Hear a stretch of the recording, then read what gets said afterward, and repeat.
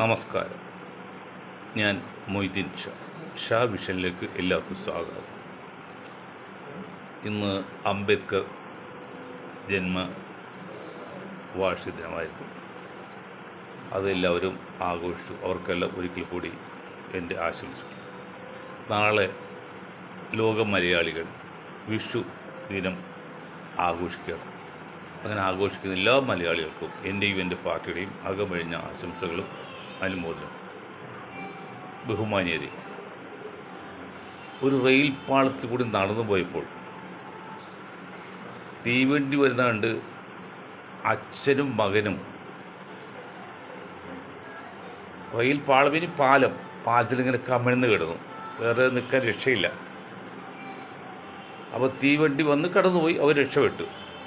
അപ്പോൾ അച്ഛൻ പറഞ്ഞു, ഞാൻ പറയാതെ മോനെ എഴുന്നേൽക്കിട്ടുന്നു. അതുകൊണ്ട് അച്ഛൻ അങ്ങോട്ട് പോയി. കുറച്ച് കഴിയുമ്പോൾ ആ വസ്തുവിൽ വേറൊരു വണ്ടി കൂടി വന്നു. അപ്പോഴും മകൻ എഴുന്നേറ്റില്ല. അതിൻ്റെ പേരിൽ മകൻ്റെ ജീവൻ തിരിച്ചു കിട്ടി. അപ്പോൾ അനുസരണ എന്നുള്ളത് എല്ലാവർക്കും ബാധകമാണ്. അടിമത്തത്തെ നമ്മൾ എതിർക്കും, പക്ഷേ അനുസരണ ഇല്ലെന്ന് അച്ചടക്കം ഇല്ലെന്ന് പറ്റില്ല. ഇത് പറയാൻ കാരണം, എൻഡബോ വിമാനത്താവളം ഇസ്രായേൽ സേന ഉഗാണ്ടയിൽ വിമാനത്താവളമാണ് രക്ഷപ്പെടുത്തിയ കഥയുണ്ട്. അതായത് അത് മെയിനായിട്ട് ഉപയോഗിച്ചത് ആർക്കും പ്രവേശനമില്ല അവിടെ. ഇതി അമീൻ എന്ന് പറഞ്ഞാൽ ഇന്നത്തെ പോലെ നല്ല ശക്തനായ ഒരു നേതാവാണ്. മനുഷ്യമാംസം കഴിക്കുന്ന ഒരു വിരൂപിയാണെന്നൊക്കെയാണ് പ്രചരണം. അതൊക്കെ കള്ളമാണ്. നല്ല മനുഷ്യത്വമുള്ള ആളാണ്. പക്ഷെ അമേരിക്ക അത്ര വഴങ്ങിയില്ല. അപ്പോൾ അദ്ദേഹം ഇവിടുത്തെ ഇന്ദിരാഗാന്ധി പോലെ ശക്തനായ ഒരു ഭരണാധികാരിയാണ്. കാഴ്ചക്ക് ആളുണ്ട്, കറുത്ത് തടിച്ച് കൊഴുത്ത് തരാം. അപ്പോൾ അദ്ദേഹം ഉപയോഗിക്കുന്ന മോഡൽ കാറായിട്ട് ഇസ്രായേലുകാർ ചെന്നപ്പോൾ ഇതി അമീനാന്ന് വെച്ചിട്ട് തുറന്നു കൊടുത്തപ്പോഴാണ് അകത്ത് കയറി. അത് തന്നെയാണ്. ആരായിരുന്നാലും അനുസരണ ആവശ്യമാണ്. പറയാൻ കാരണം, ഇപ്പോൾ ഗൾഫ് രാഷ്ട്രങ്ങളിൽ യുദ്ധം കൊടുമ്പിക്കൊണ്ടിരിക്കുകയാണ്. സമാധാന ലക്ഷ്യം കാണുന്നില്ല. അപ്പോൾ ഒരു സ്വതന്ത്രമായ രാജ്യത്തെ അവർ തിണ്ണമെടുക്കൊണ്ട് വേറൊരു രാജ്യം അധിനിവേശം നടത്തി അവിടെ ആക്രമിക്കാൻ, നശിപ്പിക്കാൻ, ഭരണാധികാരി കൊല്ലുക എന്നൊക്കെ പറഞ്ഞാൽ എന്ത് ന്യായമാണ്? ഇതിനാരാണ് അധികാരം കൊടുത്തിരിക്കുന്നത്? ആരുമില്ല.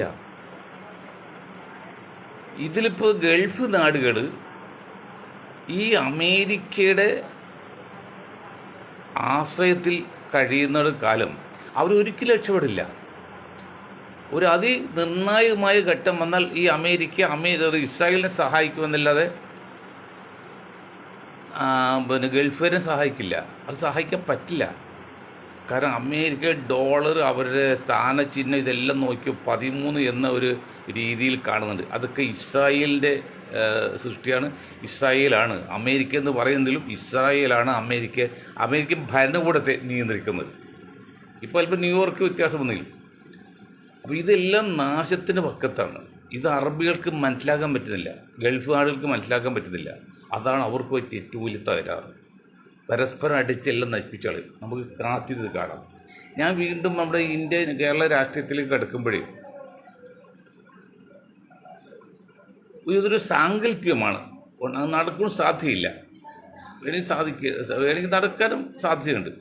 അതായത് ആരും മരിക്കാത്ത വീട്ടിൽ നിന്ന് കടുകൊണ്ട ബുദ്ധദേവൻ പറഞ്ഞു. ഒരു ദളിത് സ്ത്രീ മകൻ മരിച്ച ദുഃഖം സഹിക്കാൻ പറ്റാതെ ബുദ്ധദേവനെ സമീപിച്ചപ്പോൾ ബുദ്ധദേവൻ പറഞ്ഞ, ശരി, ആരും മരിക്കാത്ത വീട്ടിൽ കുറച്ച് കടുകൊണ്ട കഥകൾക്കറിയാം. അപ്പോൾ ഇങ്ങനെ ഇവർ അന്വേഷിച്ച് ഒരുപാട് സ്ഥലത്ത് ആരും മരിക്കാത്ത വീടില്ല എന്ന്, അതുകൊണ്ട് തിരിച്ചു വന്ന് അപ്പോൾ മരണം ഒരു സ്വാഭാവികമാണ്, ഉറപ്പാണ് എന്ന് പറഞ്ഞ് മനസ്സിലാക്കാൻ വേണ്ടിയാണ്. അതുപോലെ UDF അധികാരത്തിൽ വരുന്ന കാര്യത്തിൽ ഞങ്ങളെ സംബന്ധിച്ച് ഒരു സംശയമില്ല. 75 സീറ്റിൻ്റെ കാര്യത്തിൽ ഞങ്ങൾക്ക് ഒരു സംശയമില്ല. പക്ഷെ അതിൽ ഷാഫിയെ മുഖ്യമന്ത്രിയാക്കണം എന്നുള്ള നിർദ്ദേശം വച്ചത് അത് മുസ്ലിം സമുദായത്തിന് വേണ്ടിയല്ല, പാർട്ടിയുടെ ശക്തി വർദ്ധിക്കാൻ വേണ്ടി. അത് നടക്കാൻ സാധ്യത കുറവാണ്. പക്ഷെ ഒരു ഉപമുഖ്യമന്ത്രി സ്ഥാനമെങ്കിലും മുസ്ലിം സമുദായത്തിന് കോൺഗ്രസ് കൊടുക്കണം. വാസ്തവത്തിൽ ഇങ്ങനെ അവരുടെ മുമ്പിൽ പോയി മുട്ടുകുത്തിക്കേണ്ട കാര്യമൊന്നുമില്ല.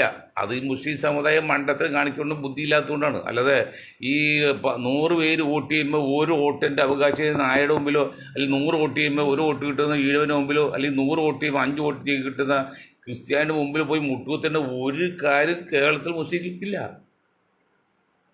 കാരണം അവർ 10-35 ശതമാനം 3-1 ജനസംഖ്യയില്ലേ, ഇവരെന്തിനാണ് പിന്നെ അവർ മുട്ടുകുത്താൻ പോകുന്നത്?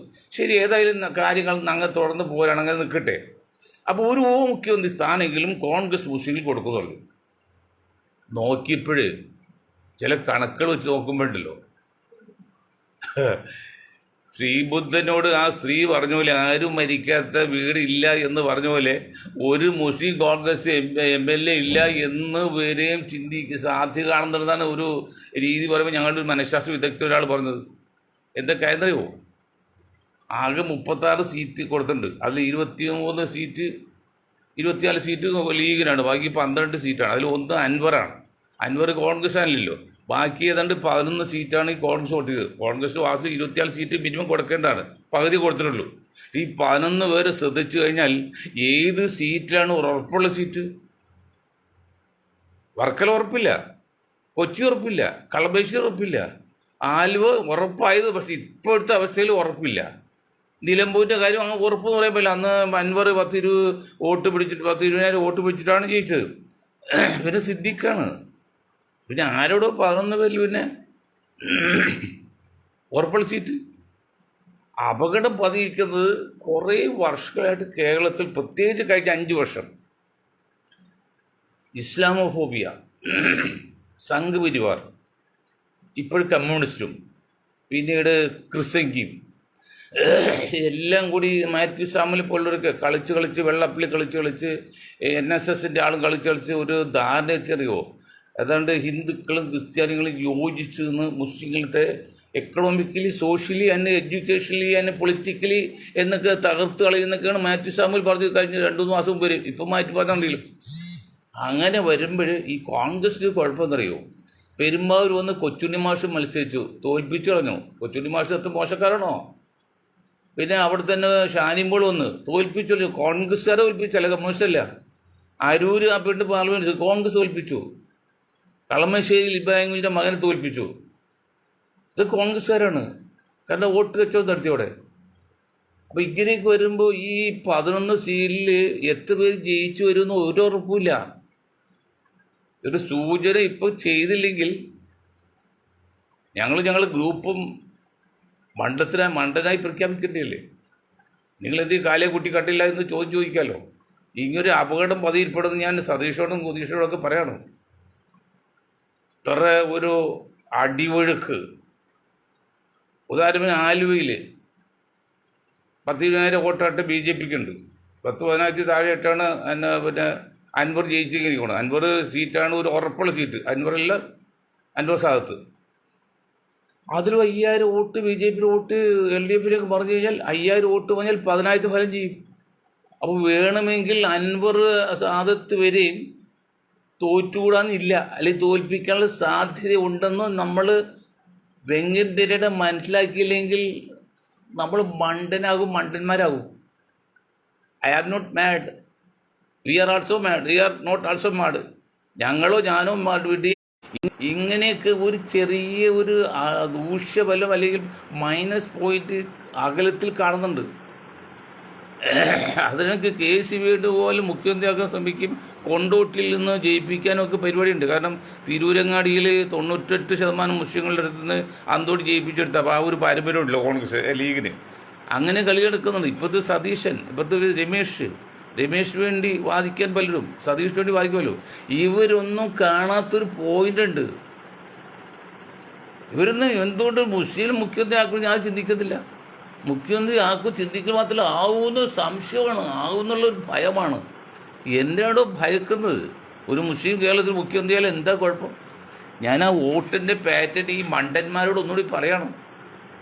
കോൺഗ്രസ്സുകാരോട് പ്രത്യേകിച്ച് പറയണം, UDF നേതാക്കൾ പറയാണ്, ആകെ 7 വിഭാഗം എടുത്തു നോക്ക്. 7 വിഭാഗം പല പ്രാവശ്യം പറഞ്ഞാൽ ഒരിക്കലും പറയേണ്ടി വരും. കാരണം കാര്യങ്ങൾ കേട്ടപ്പോൾ അത്ര അപകടത്തിലേക്ക് പോവാണ്.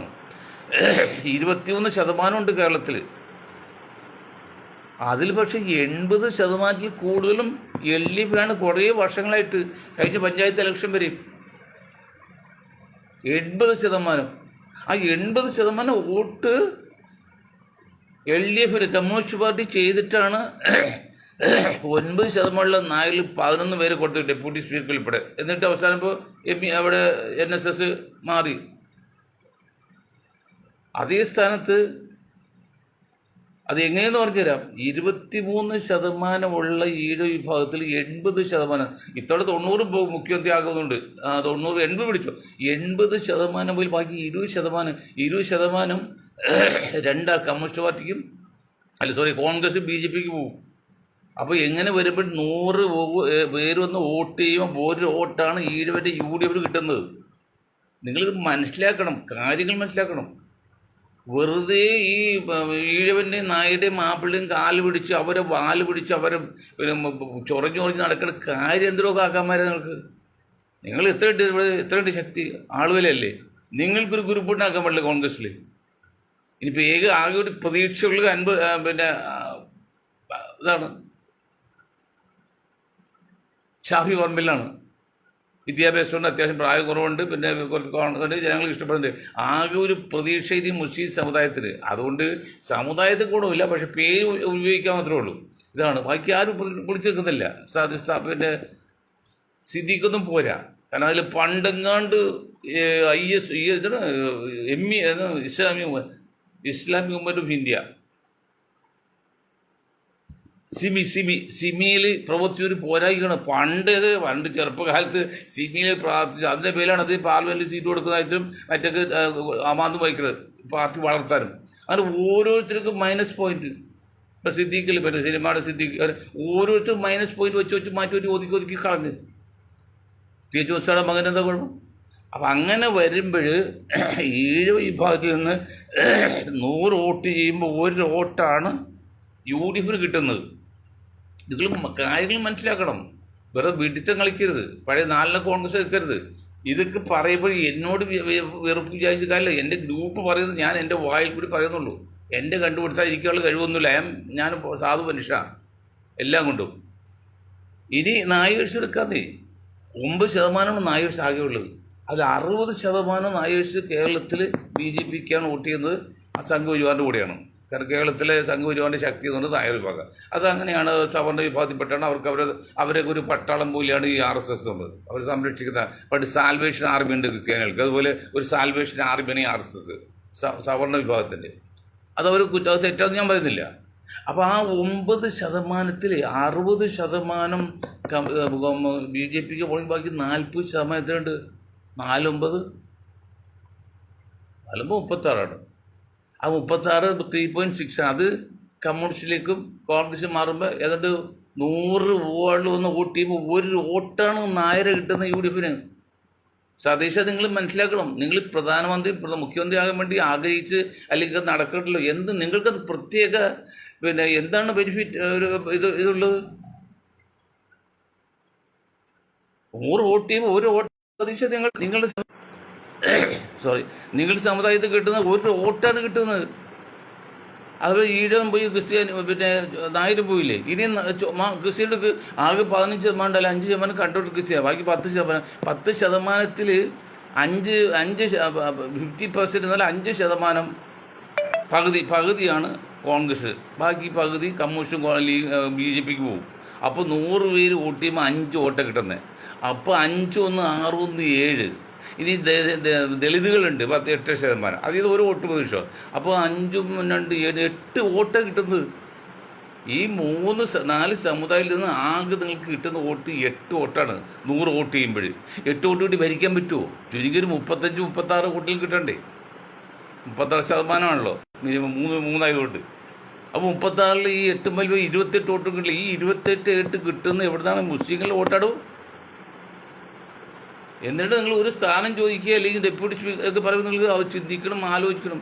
ഞാൻ നിങ്ങളോട് കയ്യേ കാലെ പിടിച്ച് പറഞ്ഞു 47 സീറ്റ് കൊടുക്കണം. അതിൽ ലീഗിനോടൊക്കെ 24, ബാക്കി 24 ഡസൻ കൊടുക്കണം. 2 ഡസൻ കൊടുക്കണം. അത് നിങ്ങൾ ചുരുക്കി ഒതുക്കി അവസാനം ഒരു 11 സീറ്റാക്കി. 12 പോലും ഇല്ല.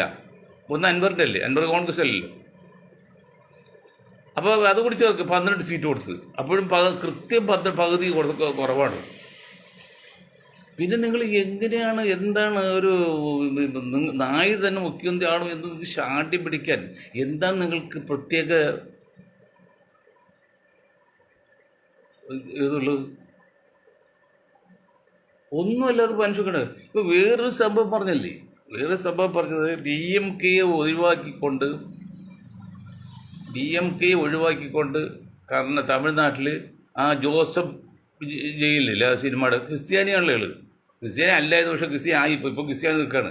അയാളായിട്ട് സഖ്യം ഉണ്ടാക്കാമെന്ന് തീരുമാനിച്ചെന്ന് പറഞ്ഞുകൊണ്ടാണ് അവിടുത്തെ ഒരു സംസ്ഥാന വനിതാ ഒരു മുസ്ലിം സ്ത്രീ അവർ രാജിവെച്ചിട്ടുണ്ട്.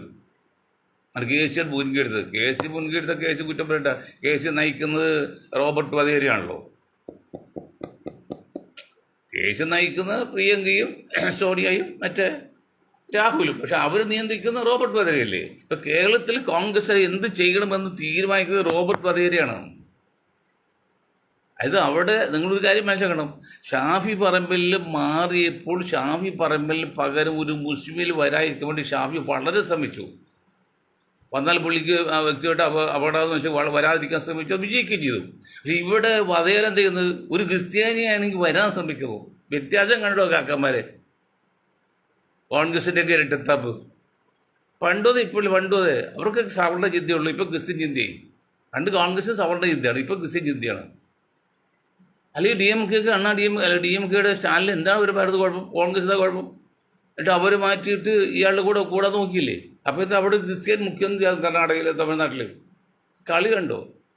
സംഘപരിവാർ കളിക്കുന്നത് വെറുതെ അല്ല. അവർ കണക്ക് നോക്കിയപ്പോഴല്ലോ സംഗതി വളരെ അപകടം. പുറത്ത് ആരുമില്ല, പക്ഷെ അകത്തെല്ലാം ക്രിസ്ത്യൻ ആധിപത്യം വന്നു ഇന്ത്യയിൽ. കിഴക്ക് വടക്ക് സംസ്ഥാനം 7 സംസ്ഥാനത്തിൽ ഇന്ത്യ ഗവൺമെൻറ് ഒരു ബന്ധമില്ല. അതെല്ലാം ക്രിസ്ത്യൻ നേതൃത്വത്തിലാണ്. അതൊക്കെ ചേർത്താണ് അമേരിക്ക ബംഗ്ലാദേശ് ഭാഗം ചേർത്ത് പുതിയ ക്രിസ്ത്യൻ രാജ്യം ഉണ്ടാക്കാൻ പോകുന്നത്. കാര്യങ്ങൾ പറയണ്ടേ? ക്രിസ്ത്യൻ വിരോധം ഉണ്ടായിട്ട് വന്നില്ല. ക്രിസ്ത്യൻ വിരോധം നമുക്ക് ഇതിനാവശ്യമില്ല. പക്ഷെ കാര്യങ്ങൾ പറയുക അപകടമല്ലേ? ഞങ്ങൾ മനസ്സിലാകുന്നെങ്കിൽ അറിയണ്ടേ? ഇപ്പം നമ്മുടെ പാലാ ബിഷപ്പ് പറഞ്ഞേ ഈ നാർക്കോട്ടിക് ജിഹാദും ലവ് ജിഹാദൊക്കെ അച്ഛനും മോനും ജോർജിന് മോൻ ഷോൺ ജോർജും വന്നിട്ടാണ് ഞാൻ പറഞ്ഞത്.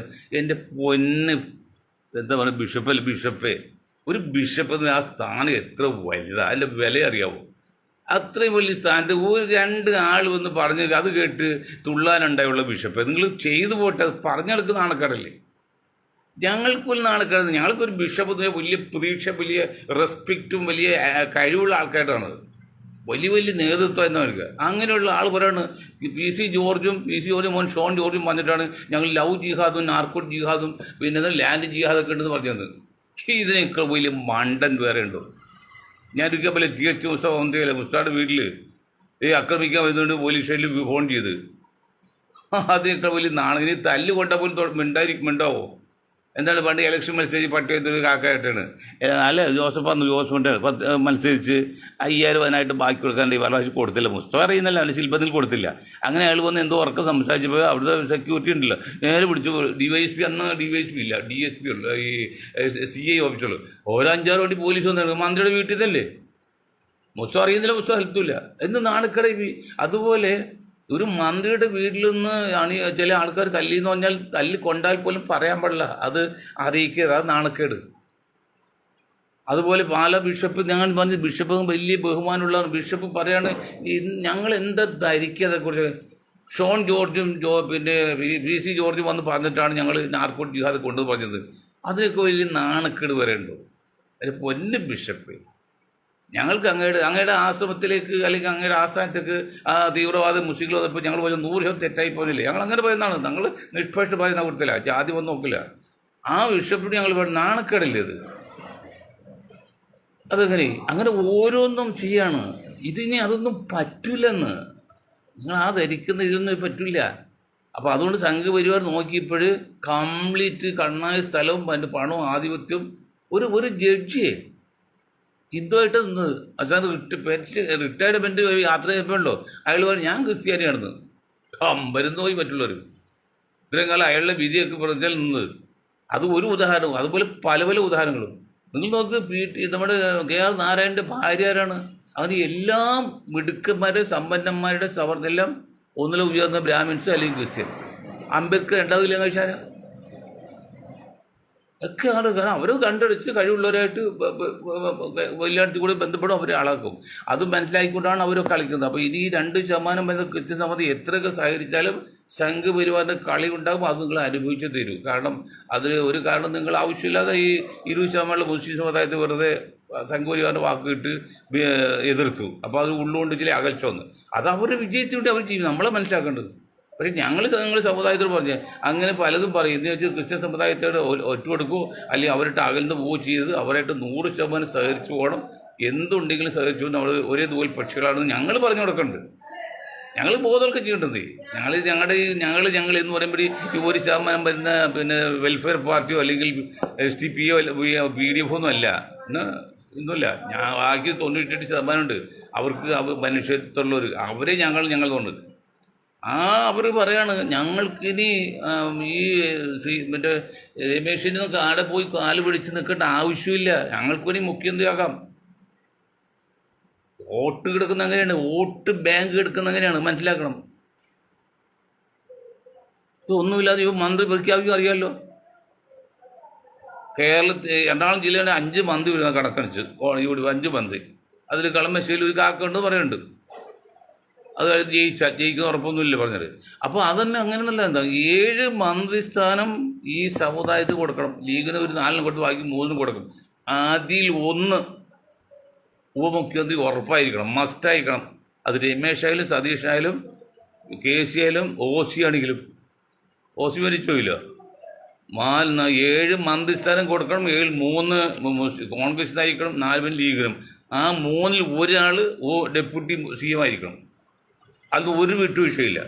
പിന്നെ മുഖ്യമന്ത്രിയായിട്ട് നിങ്ങൾ ആക്കാതിരിക്കുക, അത് നിങ്ങളുടെ ആവശ്യം. നമുക്ക് പ്രത്യേക താല്പര്യമൊന്നുമില്ല. ആക്കി കഴിഞ്ഞാൽ പാർട്ടി വളരും. അല്ലെങ്കിൽ പിന്നെ കുഞ്ഞുണ്ണി മാഷ് പറഞ്ഞാൽ വായിച്ച വളരും, അല്ലെങ്കിൽ തളരും പറയുമ്പോൾ ഇതാണ്.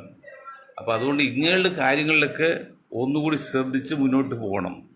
അത് തന്നെയല്ല ചത്ത കുതിര എന്ന് പറഞ്ഞ ഓർക്കണില്ലേ ലീഗിന് കോൺഗ്രസ്സുകാർ CHനെ തപ്പി പിടിച്ചില്ലേ കോൺഗ്രസ്സുകാർ. ആ കോൺഗ്രസ്സുകാർ അവർ പാരമ്പര്യം പേരക്കിടാവ് വന്ന് മത്സരിക്കുന്നത് ഈ ലീഗിൻ്റെ കാലിൻ്റെ അടിയിൽ വന്നാണ് വയനാട്ടിൽ വന്നത്. ഇത്രയും വലിയ നാണക്കേട് വേറെ ഉണ്ടോ ഇന്ത്യൻ ഈ മുസ്ലിം ലീഗിൻ്റെ കാലിൻ്റെ അടിയിൽ വന്ന് ജയിച്ച് ആർമാദിക്കാന്നില്ല. അതിൻ്റെ മോശം എന്താണെന്ന് മനസ്സിലാക്കുന്നില്ല. ഞാൻ നിർത്താൻ കൂടി സമയം ഇതിനിടെ ഒരു കാര്യം പറയട്ടെ. അത് CPMനെ കുറിച്ചാണ്. CPM പെട്ടിരിക്കുന്ന ആപത്തും അപകടം. അതായത് കൽക്കട്ടയിലെ CPMൻ്റെ ആസ്ഥാനത്തെ പേരെന്നറിയോ? മുസ്തഫർ അഹമ്മദ് മെമ്മോറിയൽ ബിൽഡിംഗ് എന്നാണ്. സംസ്ഥാന കമ്മിറ്റി ഓഫീസിരിക്കുന്നത് സഖാക്കളുടെ അവിടെ ഇന്ന് ഒരു പത്രപ്രവർത്തനം ചെയ്യുമ്പോൾ ഒരു മനുഷ്യയിലെ ഇലക്ഷൻ ഒരു മനുഷ്യരില്ല, 2 സെക്യൂരിറ്റിക്കാർ മാത്രമുണ്ട്. അത് ആലോചിച്ച് നോക്കി. 2011 25% വോട്ട് കിട്ടി. 2001 പിന്നെ 25%, 2011 19%, 2020 5% കുറഞ്ഞു. വെറും 5% ഒറ്റ സീറ്റും ഇല്ല. ഒരു കാലത്ത് ആരായിരുന്നു കമ്മ്യൂണിസ്റ്റ് പാർട്ടി പശ്ചിമ ബംഗാളിൽ? കാരണം എന്താണ്? അധികാരം കിട്ടിയ ശേഷം മുസ്തഫറിൻ്റെ പേര് വെച്ച് ഓഫീസ് വെച്ചല്ല മുസ്ലിം സമുദായത്തെ അങ്ങോട്ട് തകർത്ത് കളഞ്ഞു കമ്മ്യൂണിസ്റ്റുകാർ. ഞാൻ പിണറായി വിജയനോട് എതിർ പറയല്ല, സത്യം പറയാണ്. അതായത് ഒരു വലിയ റോഡ് പോകണം, അതിൽ ഒരു സൈഡ് ചേരി, അവിടെ സൈക്കിളിന് മാസം ഇരിക്കട്ടെ ഒരു ഡോക്ടർ വരും. അത് സൈക്കിളിന് അറിയാം, ടൂറിങ്. ഇപ്പോഴത്തെ മണിമാളിക 5 സ്റ്റാർ ഹോട്ടലും മറ്റേ ഹോസ്പിറ്റലൊക്കെ മുസ്ലിങ്ങൾ പാട്. അതെല്ലാം നന്ദിഗ്രാമം ഒക്കെ മുസ്ലിം ഭൂരിപക്ഷം മേഖല അതൊക്കെ അവസാനം കമ്പനിക്ക് കൊടുത്ത് തകർത്തേണ്ടതൊക്കെ. ആ സ്ഥാനത്താണ് വന്ന് കയ്യേറിയത് ആരാണ്? തൃണമൂൽ കോൺഗ്രസിൻ്റെ മമതാ ബാനർജി. നിങ്ങൾ നാണാവൂലോടോ? അത്ര ആധിപത്യം ഉണ്ടായി കമ്മ്യൂണിസ്റ്റ് പാർട്ടിക്ക്. ഇപ്പോൾ 5% വോട്ട്, ഒരു MLA ഇല്ല എന്നൊക്കെ പറഞ്ഞാൽ ഇപ്പോഴും മത്സരിക്കേണ്ട എല്ലാം ഇടതുപക്ഷം എല്ലാം ചേർന്ന്.